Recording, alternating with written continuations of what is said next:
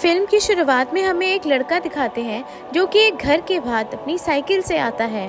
वो उस घर के अंदर जाने लगता है, पर एक्चुअली में जो घर था वो भूतिया था।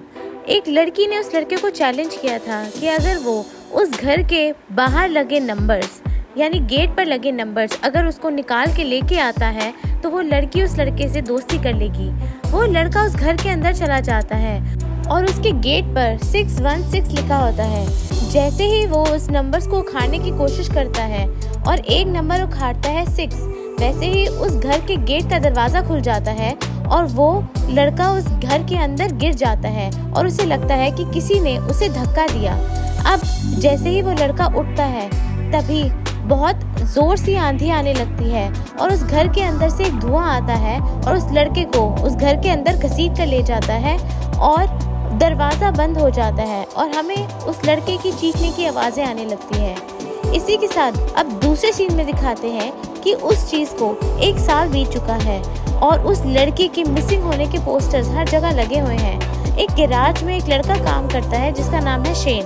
अब दिखाते हैं कि शेन के डैड उससे मिलने आए हैं और उसे बोलते हैं कि वो काम ख़त्म करके उसके डैड के पास जाए क्योंकि उसने उससे कोई बात करनी है। पर वो उन्हें बोलता है कि वो आज रात उनके पास नहीं आ सकता क्योंकि वो अपने फ्रेंड्स के साथ पार्टी कर रहा है क्योंकि उस दिन हैलोवीन डे है।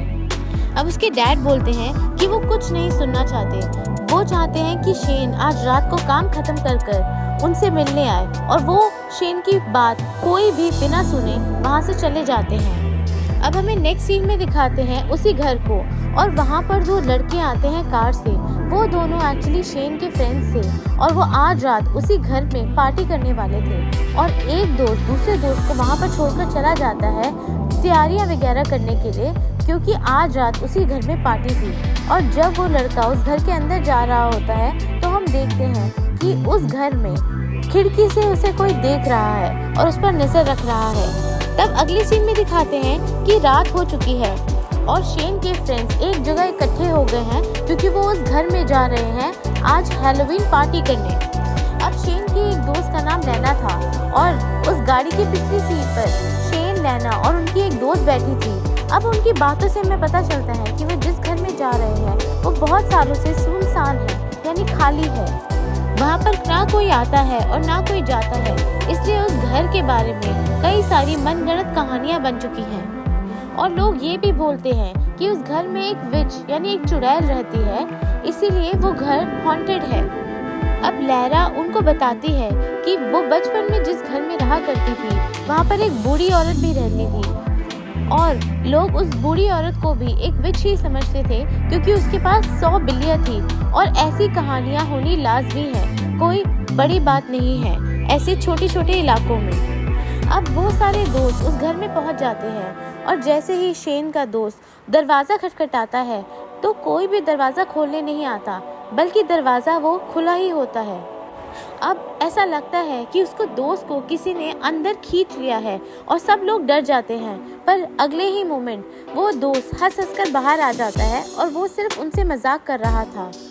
अब सारे दोस्त घर के अंदर आ जाते हैं और अलग अलग होकर उस घर को चेक करने लगते हैं। अब जब 2 दोस्त एक कमरे में होते हैं तो गलती से एक लड़की एक दीवार पर हाथ रख लेती है और उसके हाथ रखते ही दीवार से कोई लिक्विड निकलने लग जाता है, पर उन्हें समझ नहीं आता कि वो लिक्विड है क्या चीज़। अब जब शेन और उसकी दोस्त एक रूम में होती है तो उन्हें लगता है कि वहाँ पर पड़ी एक कुर्सी के ऊपर जो सफ़ेद कपड़ा है वो हिल रहा है और ऐसा लग रहा है कि उस सफ़ेद कपड़े के अंदर कोई है जो कि बाहर आने की कोशिश कर रहा है और वो थोड़ा घबरा जाती है और उस रूम से बाहर आ जाती है। पर शेन उसी रूम में रहता है क्योंकि उसने उस चेयर पर कोई भी चीज़ हिलते हुए नहीं देखी थी। अब दिखाते हैं कि उसके 2 दोस्त एक रूम में होते हैं और वहाँ पर बनी कुछ चीज़ों को देख रहे होते हैं। वहाँ पर कुछ पेंटिंग्स भी होती हैं जिसमें एक फैमिली की पेंटिंग भी होती है। उस फैमिली की पेंटिंग बहुत अजीब होती है और जब वो लोग उसको देखते हैं तो बहुत ही अजीब फील करते हैं क्योंकि उनकी शक्लें बहुत ही अजीब तरह से होती हैं। तभी वहाँ पर और भी सारे उनके फ्रेंड्स आ जाते हैं और वो दोनों दोस्त उन सबको वो तस्वीरें दिखाते हैं। तभी वहाँ पर एक ग्रामोफोन लगा होता है और एक फ्रेंड जब उससे टकराता है तो वो ग्रामोफोन अपने आप चलने लग जाता है जो कि बहुत अजीब था। अब उनकी दोस्त लाना एक तस्वीर को देखती है जिसमें कि एक लड़की बनी होती है जो कि बहुत ही प्यारी लगती है उसे लगता है कि वो तस्वीर उसको उसके अंदर खींच रही है, बट पहले वो बहुत घूर घूर के उसे देखती है पर उसे वापस रख देती है। तब उसे एक ख्याल आता है और वो जैसे ही पीछे मुड़ती है तो उसे उस चेयर पर जिस पर कपड़ा ढका हुआ था एक बहुत ही डरावनी और अजीब औरत की आत्मा बैठी हुई मिलती है। उसे देखकर वो बहुत डर जाती है और जोर जोर से चिल्लाती है। उसका चिल्लाना सुनकर उसके दूसरे दोस्त भी उसके पास आ जाते हैं। अब वो उस ख्याल से बाहर तो आ जाती है पर वो बहुत ही ज़्यादा घबरा जाती है और उसकी नाक से खून भी आने लगता है। वो इतना घबरा जाती है कि वो उस घर से बाहर जाने का फैसला कर लेती है, पर जैसे ही वो दरवाज़ा खोलती है किसी ने दरवाज़ा बाहर की साइड से पकड़कर दरवाज़ा बंद कर दिया और उन्हें लॉक कर दिया। अब वो दोस्त उन सब दोस्तों को बताती है कि ये घर सच में हॉन्टेड है, क्योंकि उसे बहुत ही अजीब तरह की चीज़ें दिख रही हैं और दरवाज़ा भी किसी ने बाहर से बंद कर दिया है। पर सब उसकी बात पे विश्वास नहीं करते, बल्कि उनमें से एक दोस्त ये बोलता है कि शायद जो दोस्त सबसे पहले दोपहर में यहाँ पे आया था ये सब चीज़ें उसी की शरारत हो। अब उसके सब दोस्त देखते हैं कि उनके फ़ोन में कोई सिग्नल भी नहीं आ रहे और सब लोग एक एक करके दरवाज़ा खोलने की कोशिश करते हैं पर कोई फ़ायदा नहीं होता। अब वो लोग एक एक करके सारी खिड़कियां भी चेक करने लगते हैं ताकि वो उससे बाहर जा सके, पर उन्हें भी अच्छे से बंद किया गया था ताकि वो वहां से ना जा सके बाहर। तभी उनमें से एक दोस्त एक शीशे को देखती है जिस पर कपड़ा ढका हुआ था। जैसे ही वो कपड़ा हटाती है वो उस शीशे को देखती है जिसमें से उसे लगता है कि एक हाथ बाहर आ रहा है। पहले तो उसे देखकर वो बहुत घबरा जाती है पर उससे फिर कुछ भी दिखाई नहीं देता। जैसे ही वो शीशे को छूती है उसका हाथ शीशे के अंदर चला जाता है और उस दूसरी तरफ से उसका हाथ कोई खींचने लगता है। वो सारे लोग मिलकर उसे खींचते हैं जिसकी वजह से वो बाहर तो आ जाती है पर उसके हाथ की उंगलियां कोई काट लेता है। तभी उन लोगों को विश्वास हो जाता है कि लारा जो बोल रही थी वो एक्चुअली में सच है।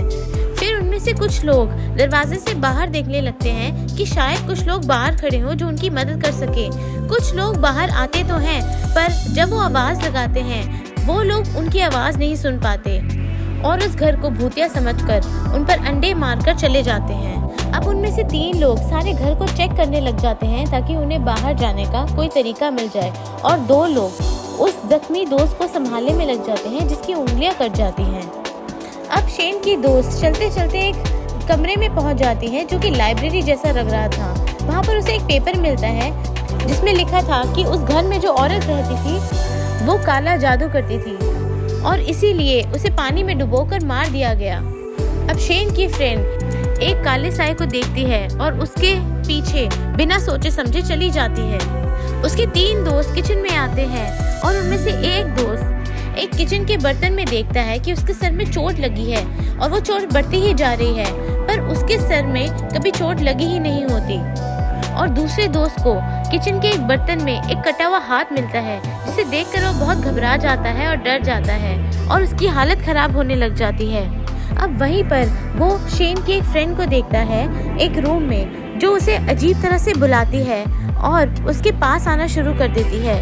फिर वो कहता है कि रुको मैं दरवाज़ा बंद कर देता हूँ, पर अपने आप ही वो दरवाज़ा बंद हो जाता है और वो दोस्त एक चुड़ैल में बदल जाती है जो उसे बहुत बुरी तरह से काट लेती है और उसका खून बहने लग जाता है और वो उसी खून को पीने लग जाती है। अब क्योंकि शेन के फादर ने उसे बोला था उसी रात को उनके पास आने के लिए और वो नहीं आया, इसलिए वो लेना की मॉम के पास आ जाते हैं पूछने के लिए कि वो लोग कहाँ हैं। और उसकी मॉम बताती है कि वो सारे दोस्त एक हैलोवीन पार्टी मनाने के लिए एक जगह गए हैं। अब शेन और उसकी एक दोस्त उस दोस्त को ढूंढने आते हैं जो कि विच में बदल गई थी। अब वो लोग एक कमरे में आते हैं जहाँ पर बहुत सी कैंडल्स जली होती हैं और काले जादू का सामान भी वहाँ पर पड़ा होता है। ऐसा लग रहा था कि किसी ने काले जादू की तैयारी करी हुई है। अब शेन को वहाँ पर एक खिड़की दिखाई देती है जिसे वो तोड़ने की कोशिश करता है। अब थोड़ा सा पार्ट उसमें से टूट जाता है और शेन अपना हाथ उसके अंदर डालता है और उसे डालने के बाद उसके हाथ में काले रंग की कीचड़ जैसी चीज लग जाती है। अब लाना को वहाँ पर बहुत सारी बॉटल्स दिखती हैं जिसमें कि इंसानी पार्ट्स पड़े होते हैं। अब शेन उनमें से एक बॉटल खोलने की कोशिश करता है, पर उससे वो बॉटल गलती से गिर जाती है और उस बॉटल से धुआं फैलने लग जाता है। और वो देखते हैं कि उस बॉटल में जो हाथ था वो हिल रहा था। इसे देखकर वो बहुत परेशान हो जाते हैं। अब उनमें से दो दोस्त अपने उसी दोस्त को ढूंढ रहे होते हैं जिसे कि उस विच ने काट लिया था, और वो उन्हें मिल भी जाता है, पर उसका बहुत सा खून बह रहा होता है। पर इससे पहले वो उन्हें कुछ बता पाए वो दम तोड़ देता है। अब वो लोग बहुत घबरा जाते हैं। उनमें से एक दोस्त देखती है कि वहाँ का दरवाज़ा खुला हुआ है और वो उधर से बाहर चली जाती है, पर जब दूसरा दोस्त जाने लगता है तो वो दरवाज़ा बंद हो जाता है और उसको पीछे एक विच का साया दिखाई देता है। पर जब वो पीछे मुड़ के देखता है तो उसे कुछ नहीं दिखता, और जबकि जो दोस्त उसका मर गया था उसकी लाश खड़ी हो जाती है और धुएं में बदलकर उस पर हमला करती है और उसे बहुत दूर गिरा देती है।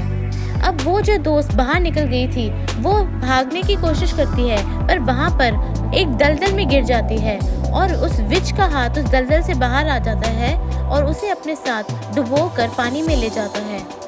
अब वो तीन दोस्त नीचे आते हैं और देखते हैं कि जिसका हाथ कट गया था उसका हाथ गलने लग गया था, पर ऐसा होना नहीं चाहिए था।